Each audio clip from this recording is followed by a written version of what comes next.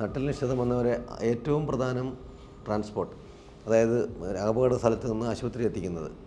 അത് ആദ്യം ഉണ്ടായ ഇഞ്ചുറിയിൽ നിന്ന് കൂടുതൽ ഇഞ്ചുറി ഉണ്ടാകാതെ ഏറ്റവും സുരക്ഷിതമായ അടുത്ത ആശുപത്രിയിൽ എത്തിക്കുക, അതിനുശേഷമുള്ള ചികിത്സ.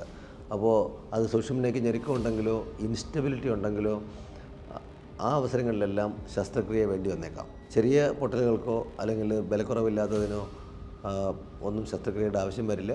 അതെല്ലാം കൺസർവേറ്റീവായിട്ട് ചികിത്സിക്കാവുന്നതാണ്.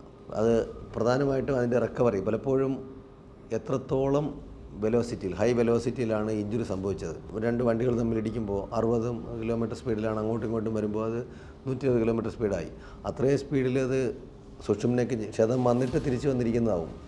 അങ്ങനെയുള്ള ക്ഷതങ്ങൾ പലപ്പോഴും ഈ സ്പൈൻ സർജറി ചെയ്ത് ഫിക്സ് ചെയ്താലും കാലിനോ കൈകൾക്കോ ഉള്ള ബലം തിരിച്ച് കിട്ടണമെന്ന് നിർബന്ധമില്ല. അങ്ങനെ കിട്ടിയവർ പലരുണ്ട്, പക്ഷേ എന്നാലും എല്ലാവർക്കും അത് കിട്ടണമെന്നില്ല. അത് ഇനിഷ്യൽ ഇഞ്ചുറി എത്ര സിവിയറാണ് എന്നതിനനുസരിച്ചിരിക്കും. അപ്പോൾ ആക്സിഡൻ്റ് ഉണ്ടാവാതെ സീറ്റ് ബെൽറ്റ് ഉപയോഗിക്കുക, ട്രാഫിക് നിയമങ്ങൾ പാലിക്കുക, പൊക്കത്തിൽ കയറുന്നവർ അതിനുള്ള സേഫ്റ്റി ബെൽറ്റോ മറ്റ് മെഷേഴ്സ് ഉപയോഗിക്കുക. ഇതൊക്കെ ഇഞ്ചുറി ഒഴിവാക്കാൻ വളരെ സഹായിക്കും. ഇഞ്ചുറി ഒഴിവാക്കുന്നതാണ് സ്പൈനൽ കോഡ് ക്ഷതം ചികിത്സിക്കുന്നതിൽ ഏറ്റവും ഉത്തമമായ കാര്യം. വന്നു കഴിഞ്ഞാൽ പിന്നെ ട്രാൻസ്പോർട്ട് ശ്രദ്ധിക്കുക, പിന്നെ അത് ചികിത്സിച്ച് പരിചയമുള്ള സ്ഥലങ്ങളിൽ കൊണ്ടുപോയി ചികിത്സിക്കുക, കൂടുതൽ ക്ഷതം ഉണ്ടാകാതെ നോക്കുക. ഇതാണ് നട്ടെല്ല് ക്ഷതം ചികിത്സിക്കാൻ ഏറ്റവും നല്ലത്.